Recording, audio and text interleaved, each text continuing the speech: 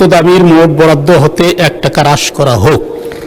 1 টাকা দিয়ে 1 বছর পার করার জন্য প্রস্তাবকারী মাননীয় সদস্য যদি সাথে একটু ফু দিয়ে দিতেন সুবিধা হতো মাননীয় স্পিকার।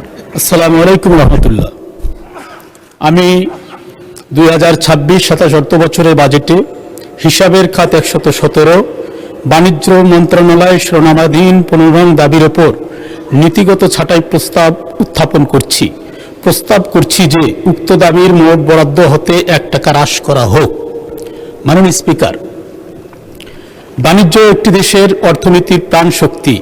উৎপাদন, বাজার ব্যবস্থা, রপ্তানি, আমদানি, বিনিয়োগ, শিল্পায়ন এবং কর্মসংস্থানের সঙ্গে বাণিজ্য মন্ত্রণালয়ের কার্যক্রম সরাসরি সম্পৃক্ত।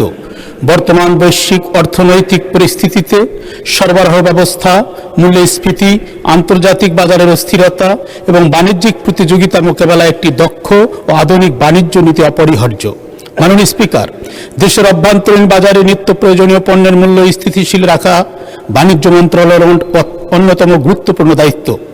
বাজারে কৃত্রিম সংকট, মজুতদারি, অসাধু সিন্ডিকেট, মূল্য কারসাজি ও ভেজাল প্রতিরোধে আরও কঠোর নজরদারি প্রয়োজন।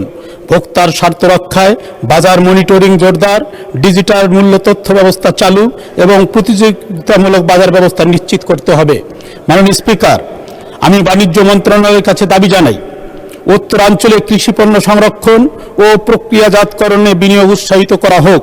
আলু, ভুট্টা, কৃষিজাত পণ্যের নতুন আন্তর্জাতিক বাজার সৃষ্টি করা হোক। রপ্তানিযোগ্য কৃষি পণ্যের মান নিয়ন্ত্রণ ও সার্টিফিকেশন সহজ করা হোক।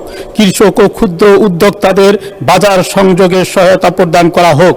মাননীয় স্পিকার, আমার এই নীতিগত ছাঁটাই প্রস্তাবের উদ্দেশ্য কোনোভাবেই বরাদ্দ কমানো নয়, বরং বাণিজ্য মন্ত্রণালয়ের নীতি, কার্যক্রম, বাজার ব্যবস্থা, রপ্তানি সম্প্রসারণ, ভোক্তা অধিকার সুরক্ষা এবং ভবিষ্যৎ পরিকল্পনা সম্পর্কে।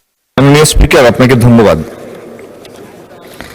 1 টাকা দিয়ে 1 বছর পার করার জন্য প্রস্তাবকারী মাননীয় সদস্য যদি সাথে একটু ফু দিয়ে দিতেন সুবিধা হতো মাননীয় স্পিকার।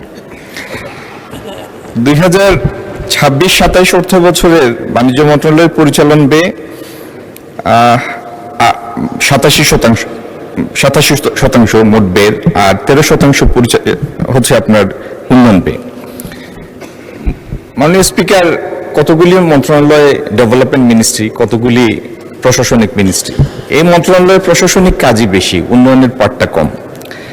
আর প্রস্তাবিত মঞ্জুরি দেশের বাণিজ্য সম্প্রসারণ, রপ্তানি বহুমুখীকরণ, বাণিজ্য সহযোগীকরণ সরকারের এইসব নীতির সাথে সঙ্গতিপূর্ণ। এই অর্থ দেশের বাণিজ্য খাতের উন্নয়ন, ব্যবসায়িকদের স্বার্থ সংরক্ষণ, মসৃণ এলডিসি গ্রাজুয়েশন ও স্থিতিশীল অর্থনৈতিক প্রবৃদ্ধি অর্জনের লক্ষ্যে ব্যয় করা হবে। এখানে অর্থ ব্যয়ের ক্ষেত্রে স্বচ্ছতা, জবাবদিহিতা এবং নিরীক্ষার ব্যবস্থা রয়েছে। সর্বোপরি এই মঞ্জুরি অর্থ দেশের বাণিজ্য খাতের উন্নয়ন, সম্প্রসারণ, রপ্তানি সংরক্ষণ, বহুমুখীকরণ, কর্মসংস্থান সৃষ্টি ও জনস্বার্থে অপরিহার্য। তাই মাননীয় স্পিকার, এই মঞ্জুরি প্রস্তাব, ছাঁটাই প্রস্তাবগুলি প্রত্যাখ্যান করে প্রস্তাবটি গ্রহণ করার জন্য, অনুমোদনের জন্য জাতীয় সংসদে প্রস্তাব করছি। ধন্যবাদ মাননীয় স্পিকার। আপনাকে ধন্যবাদ মাননীয় মন্ত্রী।